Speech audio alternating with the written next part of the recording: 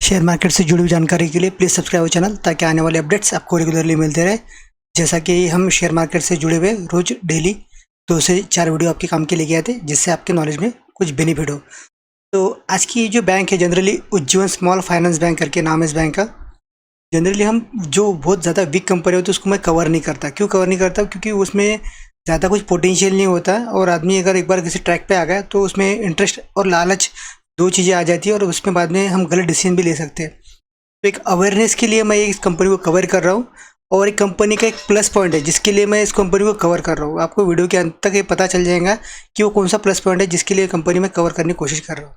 आइए देखते हैं इस कंपनी के Q1 के रिजल्ट। जैसा कि आप स्क्रीन पे देख पा रहे होंगे उज्जीवन स्मॉल फाइनेंस बैंक। अभी हमने पूरा लॉन्ग टर्म का चार्ट पैटर्न ओपन करा है जहाँ से कंपनी लिस्ट हुई, मैक्स चार्ट पैटर्न आप देख पा रहे होंगे। तो 60% कंपनी जहाँ से लिस्ट हुई थी वहाँ से डाउन है। कंपनी की जो फंडामेंटल्स है वो वीक टाइप फंडामेंटल्स है, बहुत ज़्यादा ताकतवर फंडामेंटल्स कंपनी के है नहीं, इसलिए आपको इस कंपनी में थोड़ा सा ये आपको देखने को मिल सकता है डाउनफॉल। अगर इस कंपनी की बात करें जब से कंपनी लिस्ट हुई थी ये हुई थी 2019 में 13 दिसंबर 50 रुपये के आसपास लिस्ट हुई थी। तब से ज़्यादा की कंपनी एक अच्छा खासा बॉटम पकड़ चुकी थी, 30 रुपये तक भी नीचे जा चुकी है।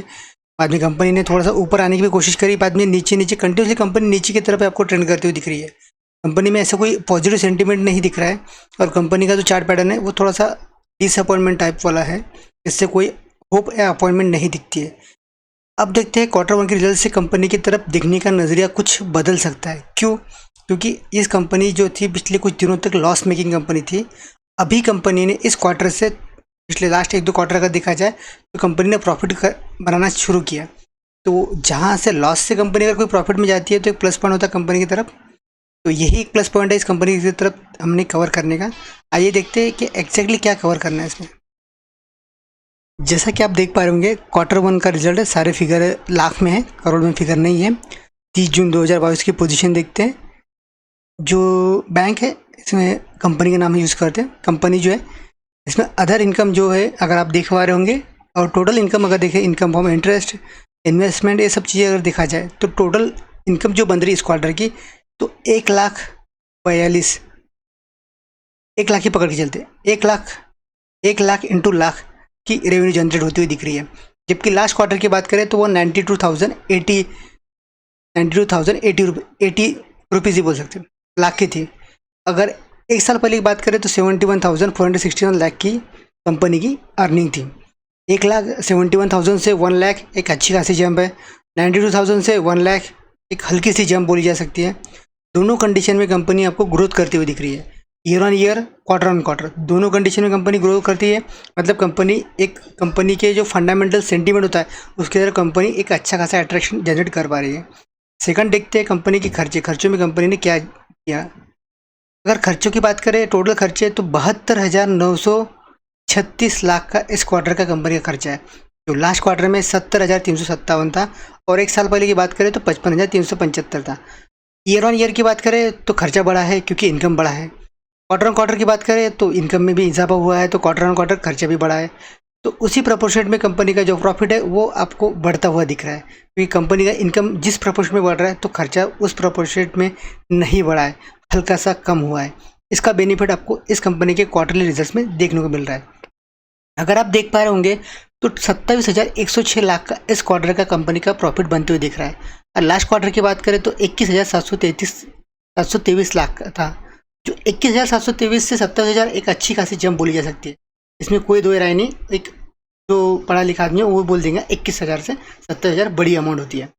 अगर बात करें एक साल पहले की तो वहाँ 16,000 था, 16,000 से 27,000, तो यहाँ भी अच्छी खासी जंप बोली जा सकती है कि ईयर ऑन ईयर कंपनी ने अच्छा खासा ऑपरेटिंग प्रॉफिट जनरेट करा।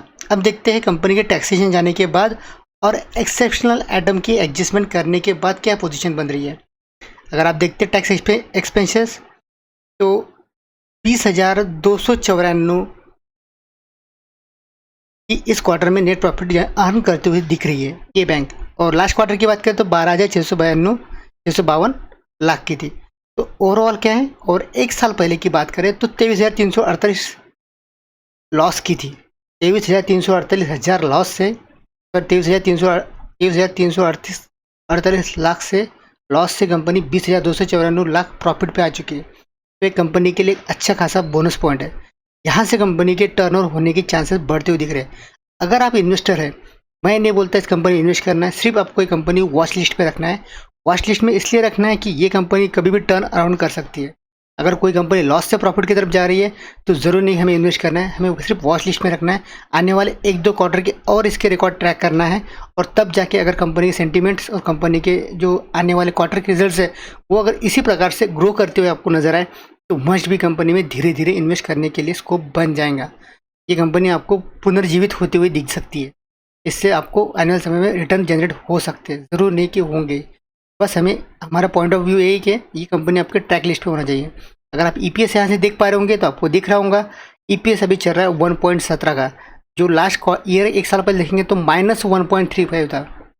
तो -1.35 से 1.17 एक अच्छी खासी जंप बोली जा सकती है। और लास्ट क्वार्टर की बात करें तो 0.73, मतलब year on year quarter on quarter दोनों जगह बैंक एक अच्छा खासा ग्रो कर रही है। अब बात करते हैं सबसे बड़ा जो फंडा रहता है बैंक का, वो एनपीए का। ग्रॉस एनपीए अगर देखा जाए तो 1,14,671 है। जो लास्ट क्वार्टर था 1,28,048, तो ग्रॉस एनपीए आपको कम होते हुए दिख रहा है। और 1 साल पहले की बात करें तो 1,02,498 से ग्रॉस एनपीए 1,14,000 पर आते हुए दिख रहा है।